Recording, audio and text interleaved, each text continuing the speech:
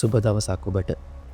සතුර සීමාවන් තුළ ඉතා ගැඹුරින් පිහිටි ඉතා ඉහළ වටිනාකමින් යුත් රුසියානු ගුවන් ආරක්ෂක පද්ධතියකට යුක්‍රේන ඩ්‍රෝන බලකායන් විසින් සාර්ථක ප්‍රහාර එල්ල කරලා තිබුණ බව ජාත්‍යන්තර මාධ්‍ය බොහොමයක් පහුගිය දිනක වාර්තා කරලා තිබුණා.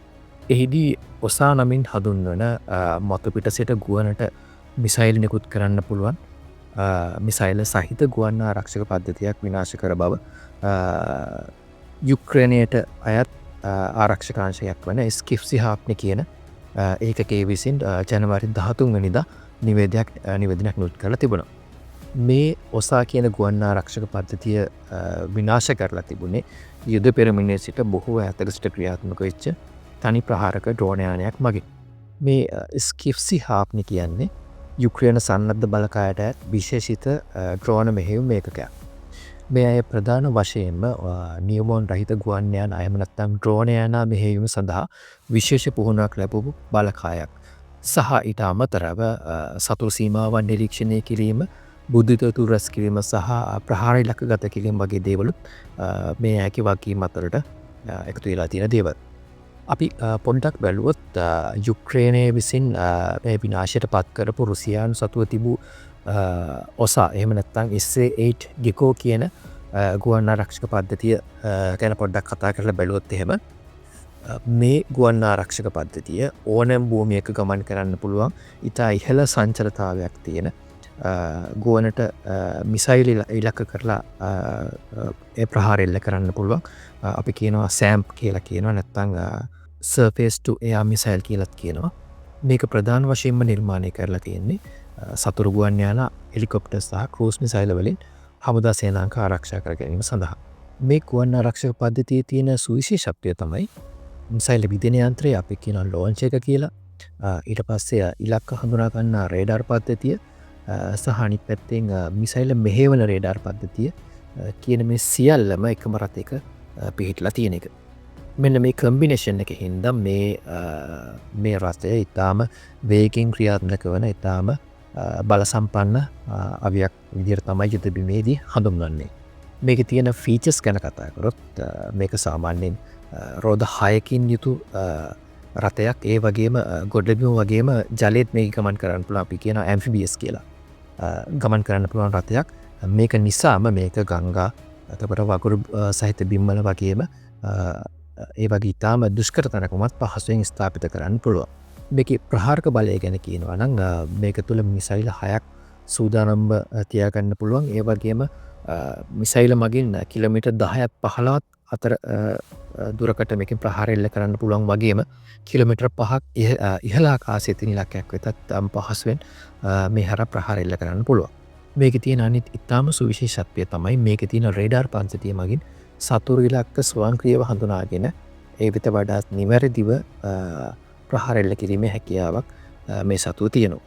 අපිට මේ දවස් සාකච්ඡා කරන්න තියෙන වැදගත්ම දේ තමයි ඇයි මේ ප්‍රහාරය වැදගත් වෙන්නේ කියන කාරණාව.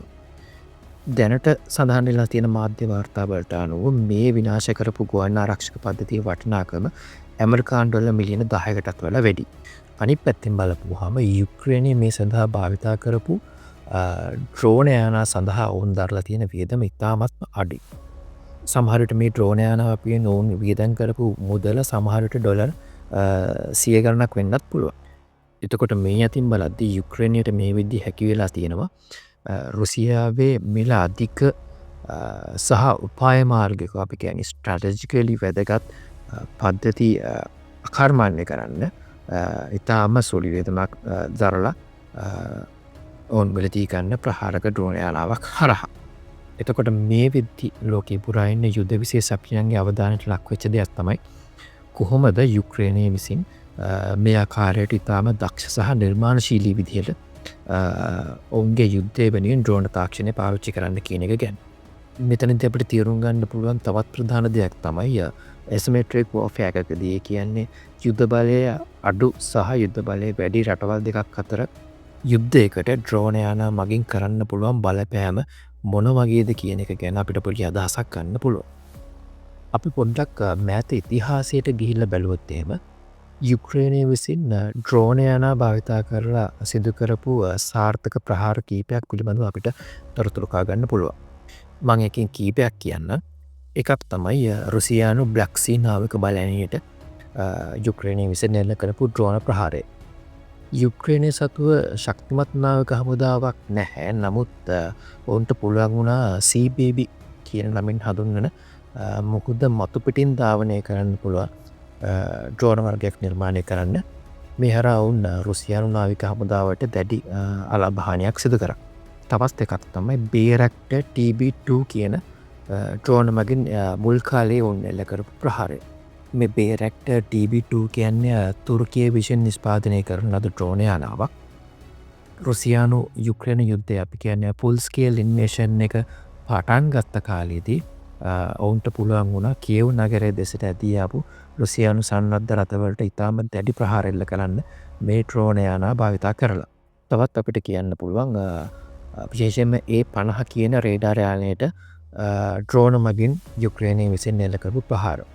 මෙහිදී බෙලරුස් රාජයේ ගුවන්තොටුපළක නවත්තලා තිබුණු ඉතාම දුර්ලභ සහ මිල අධික රුසියානු A50 පූර්ව ගුවන් අනතුරු ඇඟීමේ රේඩාරයානයකට යුක්‍රේන් හිතවාදී කණ්ඩායමක් විසින් ද්‍රෝණ මගින් හානි සිදු කරා. මේක රුසියාවේ ගුවන් නිරීක්ෂණ ශක්තියට එල්ල වෙච්ච බලවත් පහරක් වුණා මේ A50 යානයට යුක්‍රේනය විසින් සිදු කරපු පහර දීම. ඉතින් මම හිතන්නේ මෙතෙක් ලෝකයේ පැවති යුද්ධවලින් වැඩිපුරම යුද්ධ සඳහා ද්‍රෝණයානා භාවිතා වුණේ මේ රුසියන් යුක්‍රේන් යුද්ධයට.